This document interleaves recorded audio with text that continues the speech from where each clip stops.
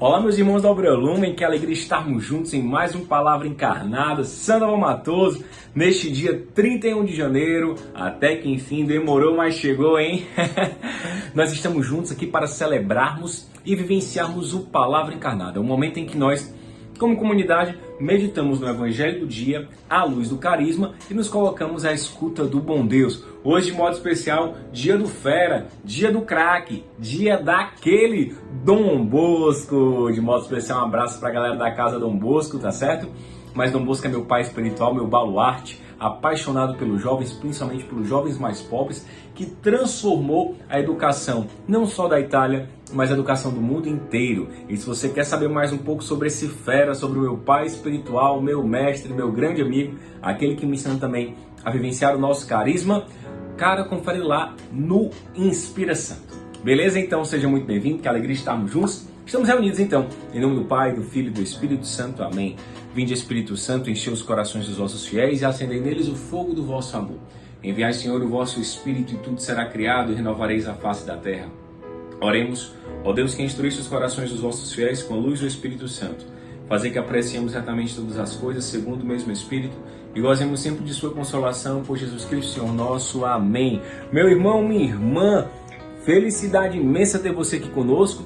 E o Evangelho de hoje está lá no livro de Marcos, capítulo 6, versículos 1 ao 6. Quarta-feira, último dia de janeiro, glória a Deus, que nós possamos, nesse 2024, conforme mergulhamos no encontro da unidade, vivenciar com muita alegria esse tempo, filhos da luz, meu irmão. O Senhor esteja conosco, Ele está no meio de nós. Proclamação do Evangelho de Jesus Cristo, segundo Marcos, glória a vós, Senhor. Naquele tempo, Jesus foi a Nazaré, sua terra, e seus discípulos o acompanharam. Quando chegou o sábado, começou a ensinar na sinagoga. Muitos que o escutavam ficavam admirados e diziam: de onde recebeu ele tudo isto? Como conseguiu tanta sabedoria? E esses grandes milagres que são realizados por suas mãos? Este homem não é o carpinteiro, filho de Maria, e irmão de Tiago, de José, de Judas e de Simão? Suas irmãs não moram aqui conosco? E ficaram escandalizados por causa dele. Jesus lhes dizia: um profeta só não é estimado em sua pátria, entre seus parentes e familiares. E ali não pôde fazer milagre algum. Apenas curou alguns doentes, impondo-lhes as mãos, e admirou-se com a falta de fé deles. Jesus percorria os povoados das redondezas, ensinando. Palavra da salvação, glória a vós, Senhor.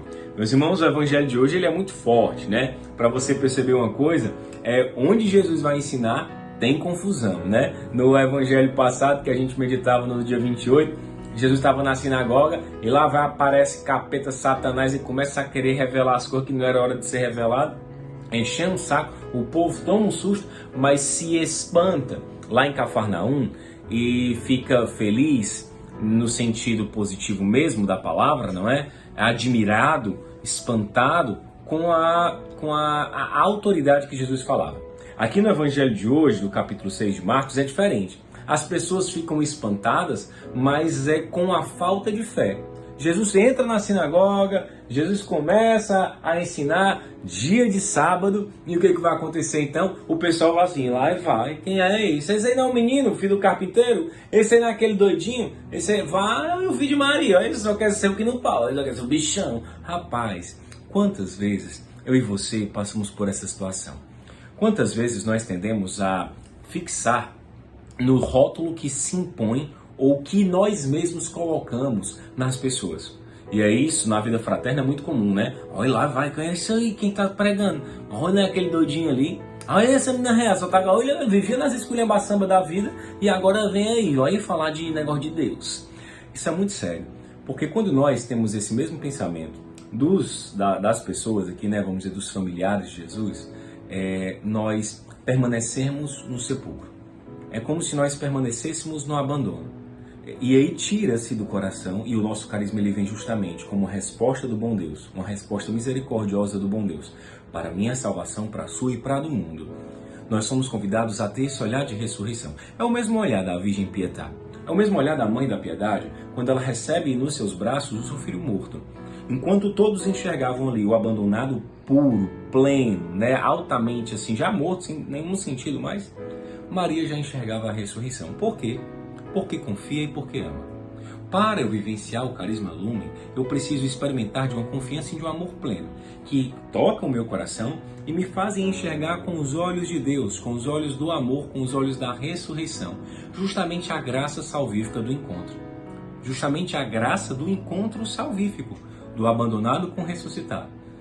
Enquanto uma sociedade tende a rotular, taxar, cancelar as pessoas, talvez você já tenha feito isso, sofrido ou sido o autor, e isso na vida fraterna também, o Cristo hoje vem nos ensinar justamente o contrário. E é interessante perceber que essa desconfiança se dá no ambiente familiar. Quantas vezes nós, como família Lumen, também passamos por isso? Eu confesso a vocês, é difícil, né, quando nós sofremos algum tipo de perseguição, algo que não é muito bem explicado, quando nós nos sentimos vitimados, né, feridos por conta do erro dos irmãos, por conta, né, da má inclinação dos irmãos. E aí a gente vê uma situação, interpreta daquela forma e acha que aquilo que interpretamos é o correto e não vamos ter a experiência comunitária de ali fazer primeiro o exame de consciência e depois a correção fraterna. Hoje nós somos convidados a isso. Primeiramente perceber que Jesus no dia de sábado pregava na sinagoga e as palavras dele eram tão admiradas, né, que as pessoas ficavam assim, de onde é que ele recebeu tudo isso? Bando de invejoso, né? Que coisa, ao invés de você contemplar a graça no irmão, a graça em você mesmo, você começa a duvidar, você começa a questionar, você começa a fechar o seu coração para si mesmo, que é o profundo egoísmo, é a cultura da indiferença, e não tem espaço para a comunhão, para a vida fraterna, para o carisma e para a ressurreição. E ele ficava admirando, onde é que ele recebeu tudo isso? Como é que tem tanta sabedoria, né? Aí assim, esse menino é sabido, né? Esse menino é sabido, né? Benza a Deus. Não, fala não, né? Aí você começa a questionar. E aí onde o inimigo entra, é onde as trevas entram, é onde justamente tudo aquilo que é anti o nosso carisma, ele vai fazer. E aí esses grandes milagres realizados por suas mãos, esse homem não é o filho de Maria? Não, irmão, quando eles usam o termo irmão, a gente tem que lembrar que na tradução, tá certo? Antiga, na cultura hebraica, na cultura judaica, como haviam muitos familiares, né, os casamentos eram também muitas vezes em família ali e tudo mais, você não tem um termo específico para primo. Era tudo uma grande família, certo? E aí, então, eles vão trazer o termo irmão de Tiago, José, Judas e Simão. Suas irmãs não moram aqui conosco, ou seja, seus parentes, a grande parentela, tá? Que eles realmente são bem famílias numerosas e bem plurais, nesse sentido. E eles ficaram escandalizados por conta dele. Mas escandalizados por culpa deles, não por culpa de Cristo. Tem até aquela passagem que diz, ai daquele que escandalizar um dos meus pequeninos por conta do reino. É escandalizar no mau sentido, aqui eles é que se deixam escandalizar por aquilo que eles interpretam que é totalmente errado.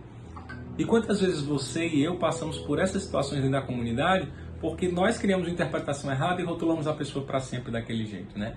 Rotular alguém, classificar alguém, é impedir a ressurreição. É impedir que ele tenha essa experiência realmente de encontrar consigo, inclusive conosco mesmo. E aí Jesus vai falar, né? Um profeta só não é estimado em sua casa. Que coisa pesada de se dizer, né? Entre seus parentes, entre seus familiares. E ali Jesus não pôde curar, por quê? Porque não tem fé. Porque não havia fé, era um ou outro doente que aparecia e Jesus curava, mas a fé era muito pouca. Hoje, nesse exame de consciência, à luz do Evangelho que nos liberta, como anda a nossa fé?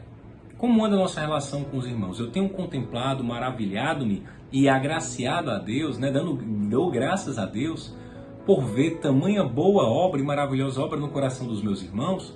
Ou eu fico preso a experiências do passado, ou eu fico preso às lepras dos meus irmãos do passado, que já me feriram, que eu feri também, eu fico rotulando e paro ali, não permito o Cristo ressuscitar, eu não vou para fora, ou eu sou um dos caras que fica fechando a pedra para não ver a ressurreição, o pior cego é aquele que não quer ver. Que hoje então o Senhor possa nos dar a graça, de forma muito humilde nós pedimos, né, que o Senhor aumente a nossa fé. E que nós possamos testemunhar as maravilhas desse amor na vida nossa, na vida dos irmãos. E permanecermos para sempre nesse encontro. Afinal de contas, Jesus percorria os povoados e continuava a ensinar. Que nós não nos desanimemos, pelo contrário, que o amor de Deus, a sua misericórdia, os sacramentos da Mãe Igreja possam nos dar forças para que nós possamos continuar anunciando e permanecendo e vivendo no encontro do ressuscitado com o abandonado. Ave Maria, cheia de graça, o Senhor é convosco. Bendita sois vós entre as mulheres e bendito é o fruto do vosso ventre, Jesus. Santa Maria, Mãe de Deus, rogai por nós, pecadores, agora e na hora de nossa morte. Amém. Dom Bosco, rogai por nós. Continuaremos reunidos em nome do Pai, do Filho e do Espírito Santo. Amém. O amor é nossa meta, Cristo é nossa luz.